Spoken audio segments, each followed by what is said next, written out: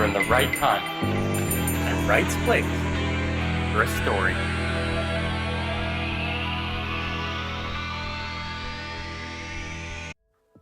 All right. Settle in. Welcome back to the space race. Last time we ended in 1957 and 1958. Sputnik crossed the night sky, a beeping sphere that shocked the world. Explorer 1 answered back, not only catching the US up, but discovering Earth's hidden shields, the Van Allen belts.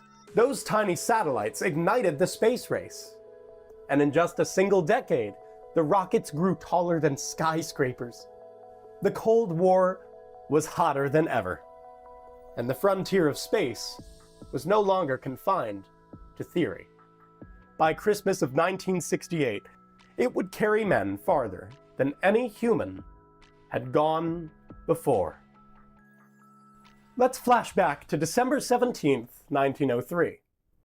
Cold wind, dunes, a fragile craft.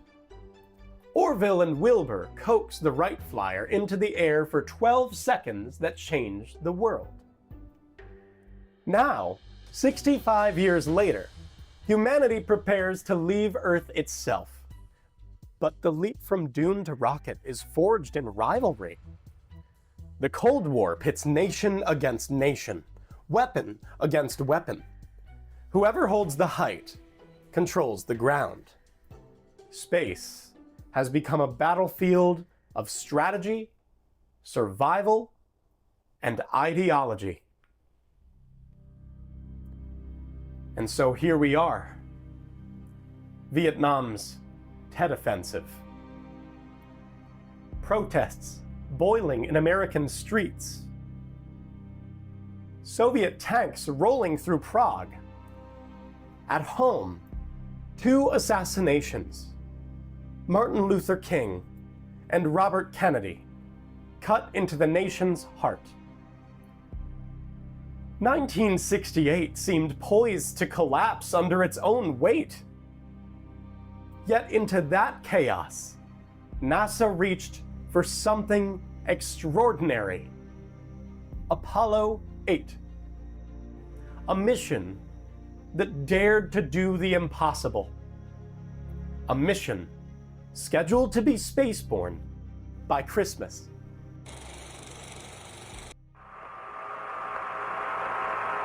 Minus 20 seconds. Minus 20. Patch release, are you ready? GR, right? GR. Minus 10. Mark. 9. Start ignition. 8. Flame burned. Engine arm. 5.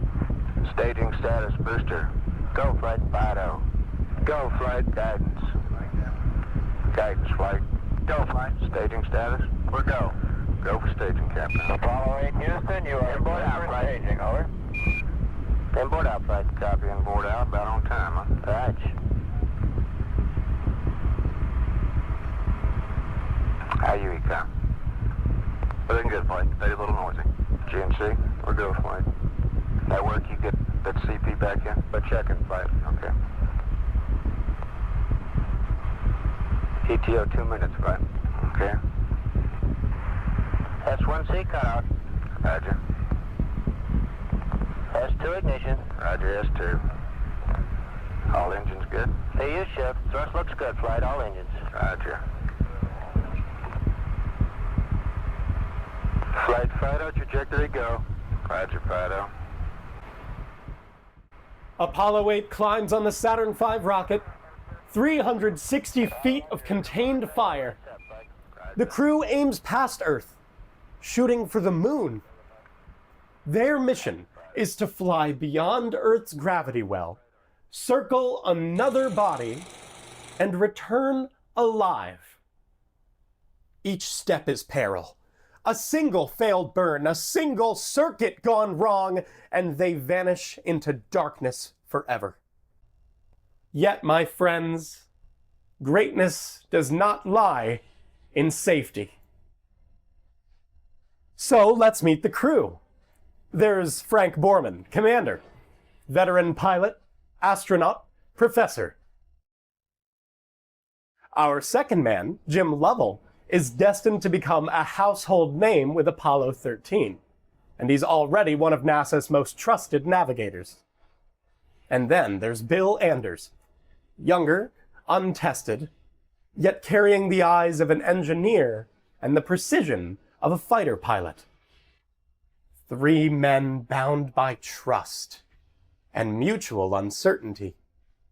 Strapped to the mightiest rocket ever built, they would ride thunder into the heavens. In their silence before launch, in their prayers, they carried the fragile hopes of a world gasping for light. So let's pause real quick.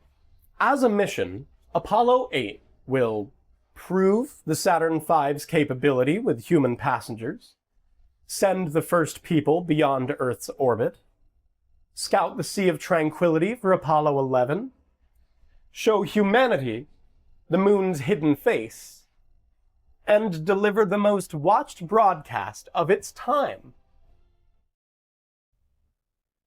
Back to our story.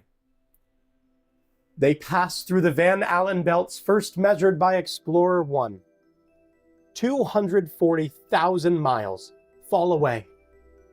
68 hours after launch, the moon fills their window.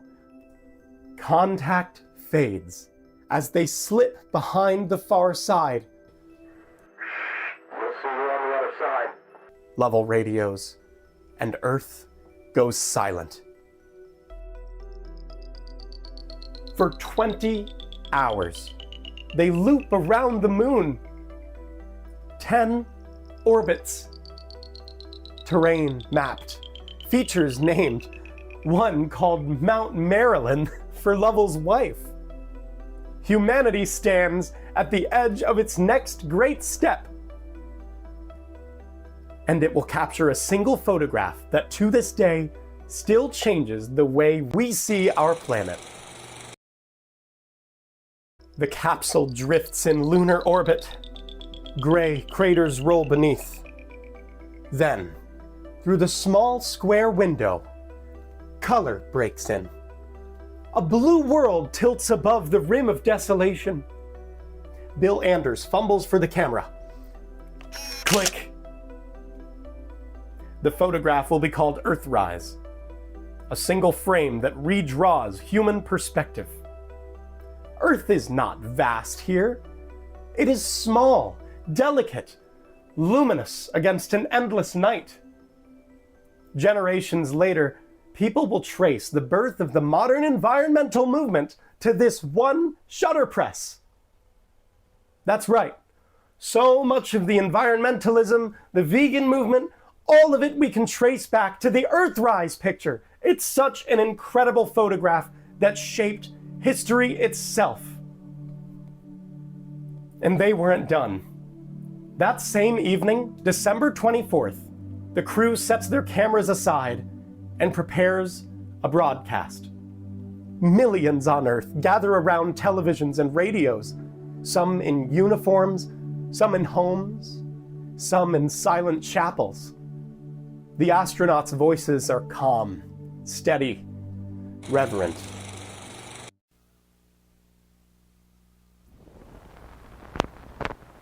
We are now approaching lunar sunrise, and for all the people back on Earth, the crew of Apollo 8 has a message that we would like to send to you. In the beginning, God created the heaven and the earth. And the earth was without form and void, and darkness was upon the face of the deep. And the Spirit of God moved upon the face of the waters. And God said, "Let there be light." And there was light. And God saw the light, that it was good. And God divided the light from the darkness. And God called the light day, and the darkness he called night. And the evening and the morning were the first day. And God said, "Let there be a firmament in the midst of the waters. Let it divide the waters from the waters."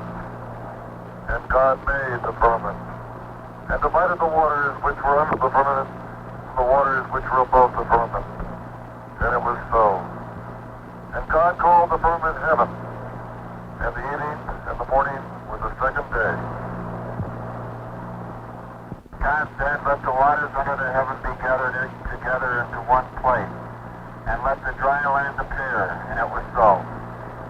And God called the dry land earth, and the gathering together of the waters called he seas.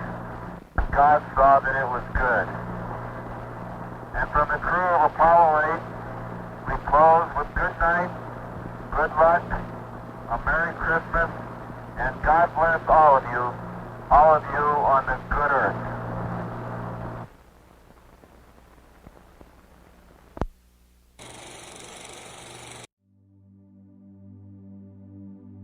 They read from Genesis, words older than civilization, spoken now from a place no human had ever stood.